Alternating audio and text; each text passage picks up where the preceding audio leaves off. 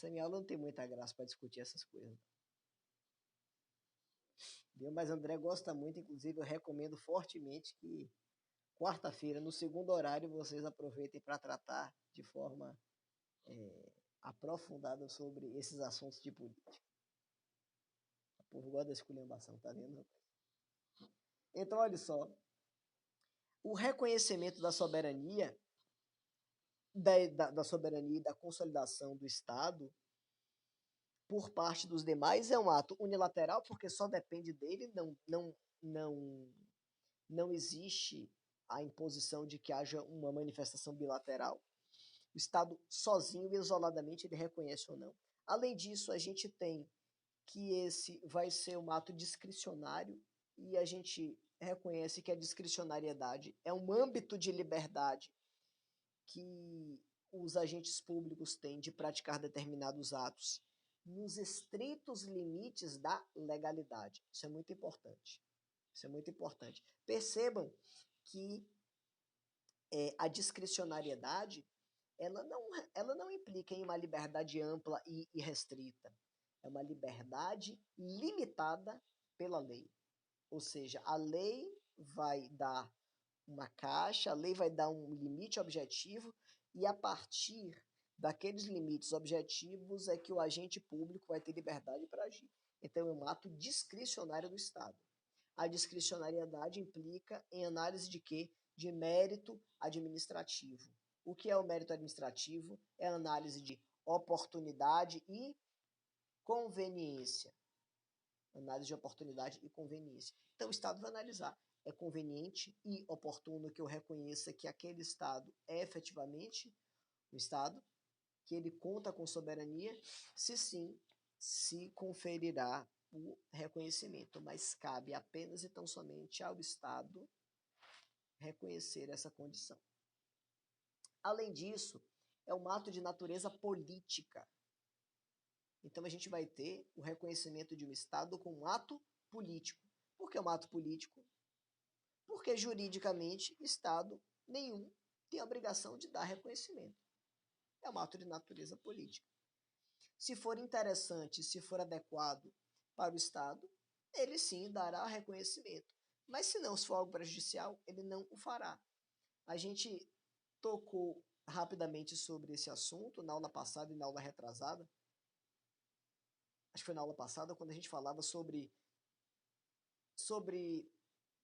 as tentativas do Estado, as tentativas de consolidação de um Estado catalão na Espanha, em que a região da Catalunha, que é a região onde fica Barcelona, historicamente tenta, de há muito tempo, se consolidar como Estado soberano, assim como, isso foi semana passada, assim como a região norte também, no norte da Espanha, você tem o País Basco, que tenta historicamente ser reconhecido como um Estado independente da Espanha. E aí a região da Catalunha ela tentou muito o seu reconhecimento, principalmente nessa última intentada, nessa última investida, perante os países da União Europeia. E nenhum país da União Europeia reconheceu o Estado catalão como tal. Por que sinalizamos isso? Você poderia dizer, poxa, a Catalunha é uma região que tem características diferentes do resto da Espanha. A Catalunha tem um conjunto de pessoas que se identificam como um Estado nacional independente do Estado espanhol. O idioma é diferente. Se você viajar para Barcelona, por exemplo, você vai ver que as placas nas ruas, os documentos oficiais não são escritos em castelhano. O que nós chamamos aqui de espanhol, fulano sabe falar espanhol. O que nós chamamos de falar espanhol é falar castelhano, que é a língua oficial da Espanha, mas que é de uma região específica. Mas em Barcelona se fala o catalão, que não é exatamente o espanhol que nós conhecemos. O catalão é uma mistura do castelhano com o francês. Então, existem expressões francesas, expressões castelhanas, misturadas isso, a mistura entre o espanhol e o francês.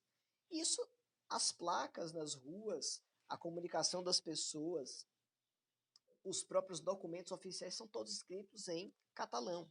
Ou seja, existe um espírito de unidade nacional em torno da, do elemento catalão muito forte, muito presente. Por que é que, mesmo diante desses aspectos culturais tão fortes, tão importantes, os outros países da União Europeia não quiseram reconhecer a Catalunha como Estado independente? Exatamente por isso. Por ser uma questão de natureza política e, acima de tudo, por decorrer esse ato de uma manifestação discricionária, isso poderia trazer um prejuízo inestimável para os países da União Europeia se eles reconhecessem. Por quê? Porque se criaria um precedente perigosíssimo. Se os países da União Europeia reconhecessem a Catalunha como Estado independente da Espanha, eles iriam estar abrindo o precedente para que vários grupos separatistas, vários grupos segregacionistas em outros países, na França, na Itália, na Irlanda, na própria Espanha, pensassem, opa, os catalães tentaram e deu certo. E começariam a se arvorar, a adotar uma série de movimentos nesse sentido. Então, por uma questão de decisão política, eles entenderam que não era a coisa mais adequada a se fazer naquele momento. Mas tudo vai depender, lógico, de uma análise, de uma abordagem de oportunidade e de conveniência. Do ponto de vista político, é bom, é interessante, é adequado que eu adote aquela postura, que eu promova o reconhecimento. Isso daí vai ser visto concretamente quando da necessidade de o Estado se posicionar nesse sentido, certo? Além disso, nós temos como característica o reconhecimento do Estado como ato constitutivo. Já houve um tempo em que a doutrina ela se dividia. Alguns doutrinadores entendiam que o reconhecimento do Estado, para que ele se consolidasse como tal, seria um ato constitutivo, como este que nós falamos, e outra parte da doutrina reconhecendo como se fosse um ato meramente declaratório. Qual é a diferença do ato declaratório para o ato constitutivo? É que o ato declaratório apenas reconhece uma situação pré-existente. Então, o ato declaratório é aquele ato que analisa, verifica uma situação pré-existente, uma situação de fato já consolidada e apenas declara, olha, diante do que eu vejo, eu reconheço tal coisa. Eu não criei nada, eu apenas reconheci uma condição, eu apenas reconheci uma situação. Já o ato constitutivo é um ato necessário para se criar algo novo. Ou seja, o ato constitutivo, ele não vai reconhecer uma situação apenas. Ele vai criar uma situação, ele vai modificar uma situação e, com isso, ato contínuo reconhece as suas características. Nesse sentido, o que nós temos hoje é que o reconhecimento do Estado no plano internacional é um ato constitutivo. É um ato constitutivo. Ou seja, sem o reconhecimento de outros países de que aquele Estado é um Estado soberano, nós não temos um Estado no sentido pleno do seu termo. Por quê? Porque ao reconhecer que o outro Estado, aquele que está sendo consolidado, aquele que está sendo constituído, é verdadeiramente um Estado soberano, eu estou admitindo que eu posso travar relações jurídicas com ele. Se eu não reconheço um Estado como Estado soberano, eu não posso travar relação jurídica nenhuma. Como é que eu vou celebrar um tratado internacional se eu não reconheço sequer a existência do Estado. Então, eu preciso primeiro reconhecê-lo para depois travar relações jurídicas.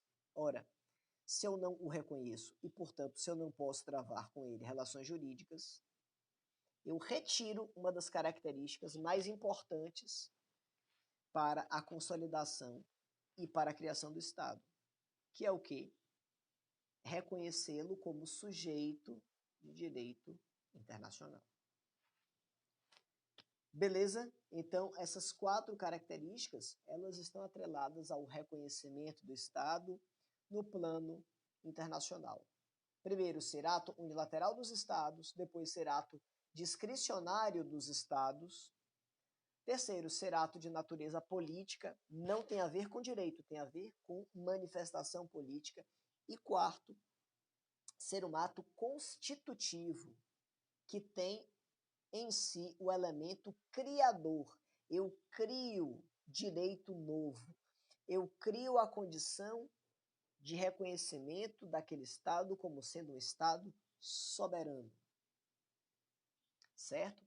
E quanto às modalidades de reconhecimento, de que maneira eu posso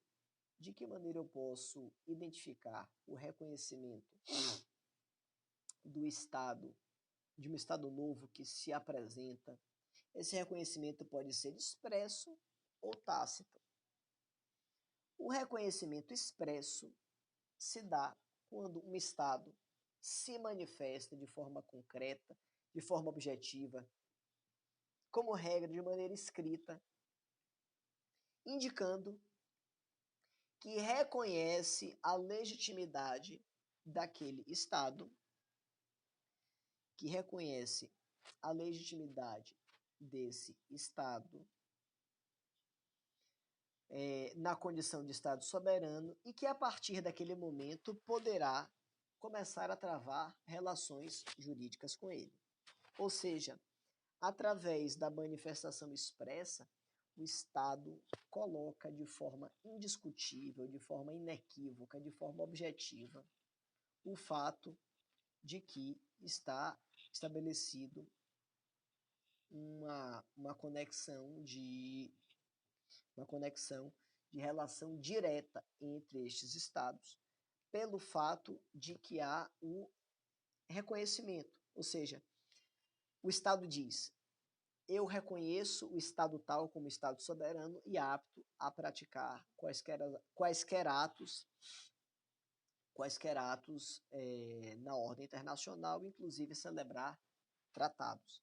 E a gente vai ter o reconhecimento tácito, quando o Estado não indica isso de maneira expressa, ou seja, quando o Estado ele não declara concretamente, de forma objetiva, que aquele Estado é reconhecido como tal, mas ele se comporta de maneira a reconhecer.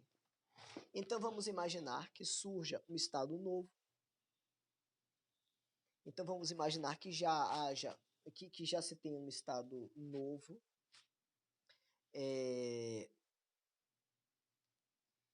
e que um outro Estado mais antigo não declare expressa e objetivamente que o reconheça como Estado soberano. Ele não fala isso. Mas ele começa a travar relações jurídicas com outro Estado, relações políticas, relações comerciais. Então o Estado, por exemplo, coloca uma embaixada naquele Estado novo, ele começa a comprar material desse Estado novo e a vender matéria-prima para esse Estado novo. Houve um reconhecimento expresso, escrito, detalhando que aquele Estado mais antigo reconheceu o novo? Não.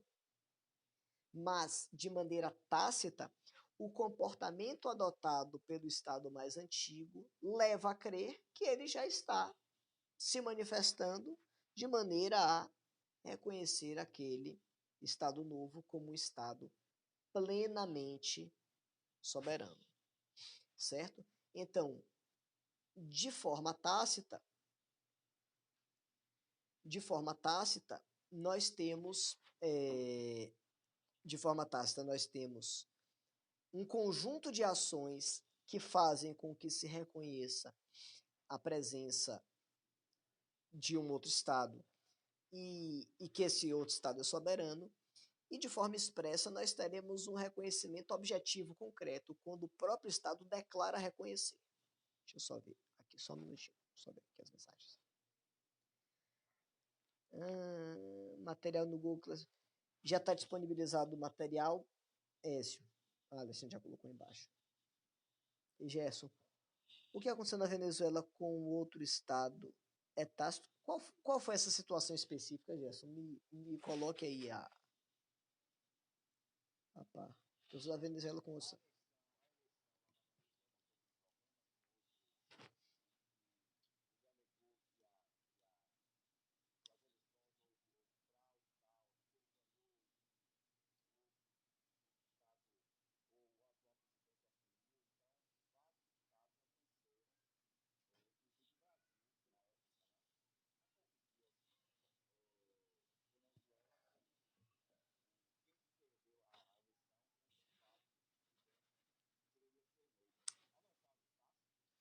É diferente, Gerson. A gente vai tratar. Eu me lembrei agora. Essa questão é reconhecimento não de Estado, mas de governo. A gente vai ver mais para frente que o reconhecimento de governo ele se baseia apenas no reconhecimento ou não da gestão, de quem está à frente da condução política do país. É uma situação posterior. Para eu discutir se reconheço ou não o governo, eu antecipadamente tenho que reconhecer o Estado. Eu estou falando aqui numa fase preliminar sobre reconhecer a existência e a soberania daquele país. Então, por exemplo, para o Brasil reconhecer ou não, para o Brasil reconhecer ou não um determinado governo, ele tem que reconhecer antes o Estado. Existe um Estado chamado Venezuela? Sim. Esse é um Estado soberano? Sim. Beleza. Com base nisso, a partir disso, eu posso discutir se reconheço ou não o governo. O governo chegou ao poder de uma forma que eu considero espúria, de forma ilegítima, segundo a Constituição. Aí eu posso começar a discutir se eu reconheço ou não o governo. Tenhamos sempre em mente o seguinte: governo é igual a gestão. Governo é o mesmo que gestão. Estado não. O Estado permanece. O Estado é a pessoa jurídica que vai travar relações com os demais. Pelo nosso exemplo referente a política internacional. Mas o reconhecimento do governo, ele implica na concordância ou não com as manifestações da gestão. Quando eu falo de Estado, eu falo da existência dos três elementos. Quando eu falo de gestão, de governo, eu vou discutir se eu entendo que é legítimo ou não a ascensão de determinado grupo ou de determinada pessoa ao poder. Alexandre, seria um caso de interferência na política interna, pelo princípio da autodeterminação do sistema político? Alexandre, eu entendo que não. O simples fato de não reconhecer o governo não interfere, pelo menos de forma direta, na política interna do país. Interferiria se, por exemplo, um país enviasse tropas para o outro, ou se um Estado começasse a influenciar durante as eleições, interferindo diretamente, fazendo propaganda de repente. Nesse caso, sim. Mas eu entendo que o simples fato de não reconhecer um determinado governo não interfere diretamente na soberania ou na própria política interna. Exato.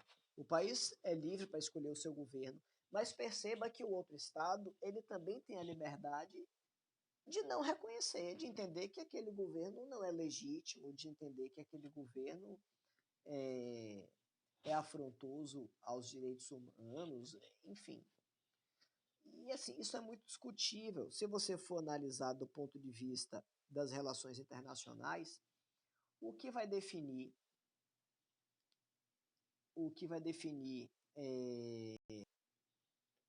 como é que eu posso dizer?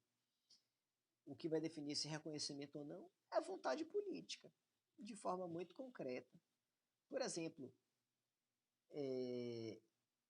você pega o exemplo mais, e a gente pega assim, um exemplo mais assintoso de, de, de um governo autoritário, você pega o exemplo da Coreia do Norte, você vai ter claramente um regime ditatorial lá, ditatorial mesmo, levado às últimas consequências, mas você tem por parte de diversos países o reconhecimento, não só do Estado norte-coreano, como do seu governo. Isso é algo que Isso é algo que faz parte de política, de interesses políticos, de interesses econômicos. Então, não existe, assim, uma receita de bolo pronto. Ah, se você tem um regime democrático, eu reconheço.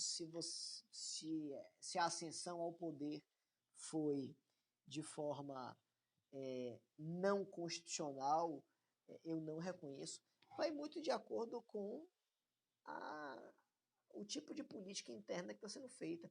Quando existe uma certa afinação, um certo alinhamento ideológico político entre os estados, você vai ter uma tendência natural de reconhecimento recíproco. E assim, é muito, é muito presunçoso da parte de um ou de outro dizer que aquele, aquele regime é democrático ou não é muito complicado. É muito complicado. Porque você tem, nesses vários países, grupos políticos com interesses os mais diversos. Buscando, logicamente, atender às suas próprias demandas, atender às suas próprias necessidades. E muitas vezes você não vai ter uma preocupação efetiva em preservar a democracia, em preservar o acesso, sabe? Então você tem sempre uma condição muito frágil em relação à estipulação de como o poder é conduzido nesses estados.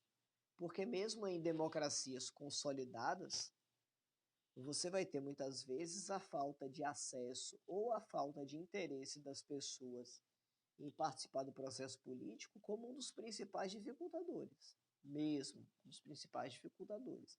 Então, você tem uma democracia e o Brasil é um Estado democrático, mas você analisa, por exemplo, que o acesso do povo às ferramentas de poder, seja através da participação direta, seja através do voto, e, portanto, democracia, ela é altamente prejudicada a partir do momento em que o sujeito não tem acesso mínimo a uma educação política, que não tem acesso mínimo à educação formal que vai lhe permitir formar um senso crítico e analisar as questões que lhe cercam. Independente de ideologia, mais à esquerda, mais à direita, o sujeito não tem conhecimento mínimo para analisar sequer, para debater, para ter acesso mínimo às informações. Acesso mínimo às informações para poder consolidar a sua compreensão e então defender o ponto de vista que ele achar mais adequado. Então, mesmo para democracias como a nossa, a gente tem um prejuízo muito grande em relação a como essa democracia é exercida. Bom, a gente vai ter ainda, pessoal, acesso às informações, capacidade de processá-las, tudo. A gente tem um problema. A gente tem um problema muito grave de acesso, de uma maneira geral. De uma maneira geral, nós temos um problema gravíssimo de acesso. E principalmente em países com dimensões continentais, como é o caso do Brasil, e sobretudo que foram colônias de exploração, você vai ter até hoje a política do pão e circo como sendo a regra geral, sabe? Você não tem vontade política de que as pessoas sejam politizadas, você não tem vontade política de que as pessoas sejam bem informadas, você não tem vontade política de que as pessoas pensem. antes de votar, antes de se posicionar. Não fosse isso, a gente não ia ter a quantidade de malucos de todas as ordens ocupando cargos altamente relevantes no nosso legislativo e no nosso executivo de uma forma geral. Beleza? Olha só,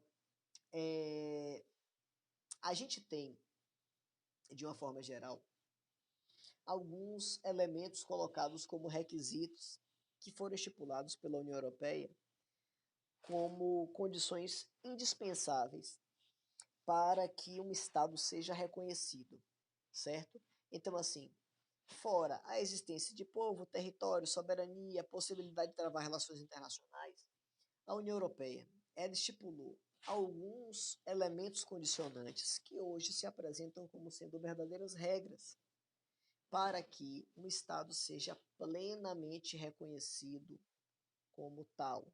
Ou seja, hoje o Estado precisa, além desses requisitos mais básicos, preencher alguns outros para ser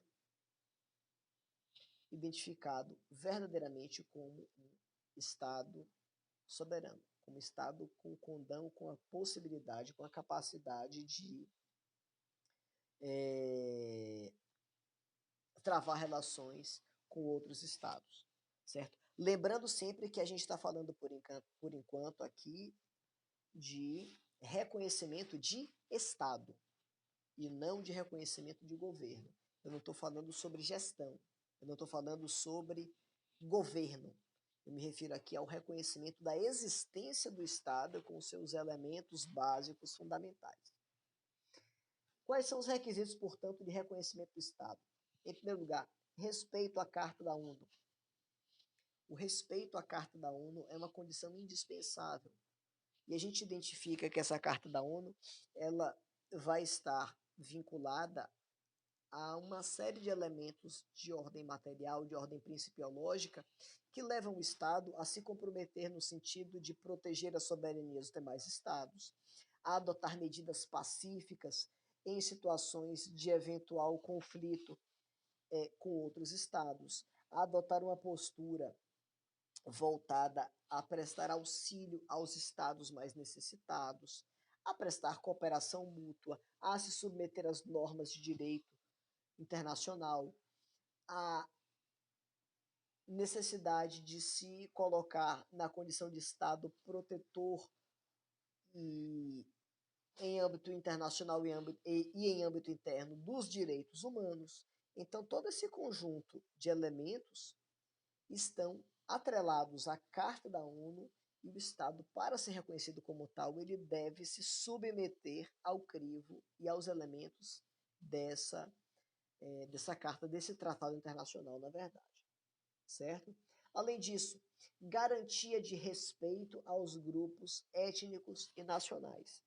Então perceba que um Estado que está nascendo para se consolidar como tal e para ser reconhecido como um Estado soberano, ele precisa, dentre outras coisas, adotar uma postura respeitosa no sentido de resguardar, de proteger grupos étnicos e nacionais. Ou seja, aquelas comunidades tradicionais que já se encontravam naquele país, que já se encontravam naquela localidade, deverão ser preservadas. Não se pode, atualmente, para o reconhecimento de um Estado, adotar políticas como a de outros tempos em que você tinha colonizadores e colonizados e você tinha como regra geral a vinculação da cultura da metrópole às províncias e a submissão do povo, que era muitas vezes dizimado ou reduzido à condição de escravos. Então, a garantia de respeito aos grupos étnicos e nacionais é um fundamento, é uma condição indispensável para o reconhecimento da figura do Estado. Além disso, respeito aos limites territoriais. O Estado que surge, que se consolida como tal, ele necessariamente deve respeitar os limites do território, reconhecendo que todo Estado vai estar atrelado, vai estar vinculado a um conjunto de outros países que vão contar com igualmente limites territoriais que devem ser preservados. Então, esse Estado deve observar os seus próprios limites territoriais e prestar observância aos limites territoriais, sobretudo dos estados circunvizinhos, dos estados fronteiriços com ele. Além disso, a não proliferação de armas nucleares e promoção da paz. Todo e qualquer Estado que está nascendo ou que se propõe ser reconhecido em âmbito internacional deve se preocupar, como nós já falamos, em adotar uma série de condutas e uma série de políticas protetivas, no sentido de dar resguardo às relações com outros estados e no sentido de sempre adotar uma política pacífica no tratar das relações envolvendo conflitos internacionais. Dentre essas características que já estão previstas, que já estão entabuladas na Carta da ONU, é indispensável que se tenha uma preocupação, em que se tenha observância em não produzir ou não conduzir a proliferação de armas nucleares. Por que essa preocupação significativa com as armas nucleares? Porque elas têm um potencial lesivo, elas têm um potencial de ofensividade muito significativo. E acidentes nucleares costumam causar prejuízos, problemas, danos, lesões por gerações e por mais gerações. Ou seja, quando se utiliza uma arma nuclear, você compromete aquela área para a geração presente e para muitas gerações futuras também. Certo? E por fim, o aceite de instrumentos pacíficos de soluções de conflitos.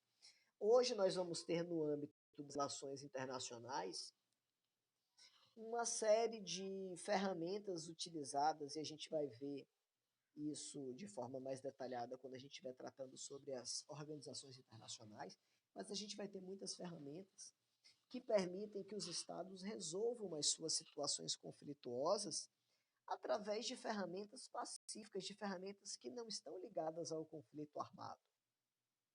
Então a gente vai ter, por exemplo, em cada organização internacional, a exemplo do Mercosul, a exemplo da União Europeia, ferramentas de resolução de conflitos que são pacíficas, como tribunais de mediação e de arbitragem, olha aí fazendo uma ponte com a nossa matéria de quarta-feira, de natureza internacional, que permitem que os estados cheguem a uma solução pacífica dos conflitos sem a necessidade de adotarem políticas agressivas.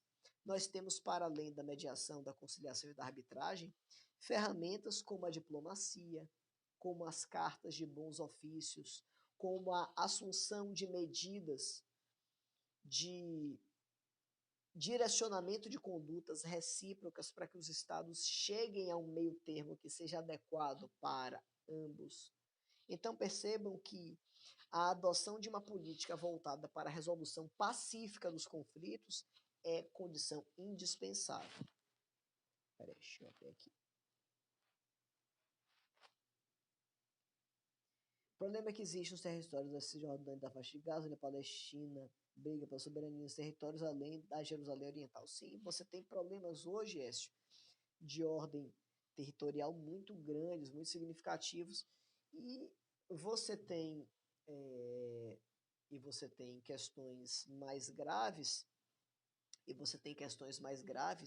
porque você tem conflitos históricos que não se encontram soluções porque não existe uma postura mais pacificadora, digamos assim, em tempos atuais. Já se conseguiu avançar muito em determinados momentos, mas basta que haja uma postura um pouco mais assintosa de um dos lados para que você volte a ter conflitos muito, muito graves, muito significativos. Esses requisitos não são considerados objetivos, já que se trata de um ato discricionário político de outros. Deve ser para ser aceito pela ONU. Na verdade, Alexandre, o que a gente tem é o seguinte: esse conjunto de requisitos, eles foram estipulados pela União Europeia para que os seus estados, passassem a dar reconhecimento aos outros.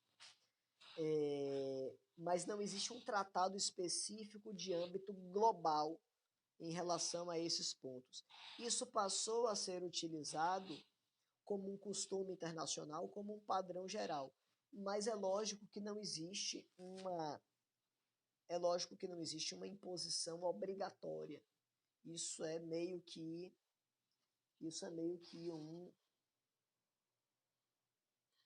um padrão geral. Isso é meio que um padrão geral que é seguido, mas que não necessariamente tem que ser obrigatoriamente observado em todas as situações. Boa noite. Écio, cheguei atrasada hoje. Poder, por favor, me dizer o tema da aula de hoje? Essa pergunta é para você. Jogue duro aí, Berto. A gente está falando sobre jogar Écio no esparro, tá vendo? A pobre de Écio.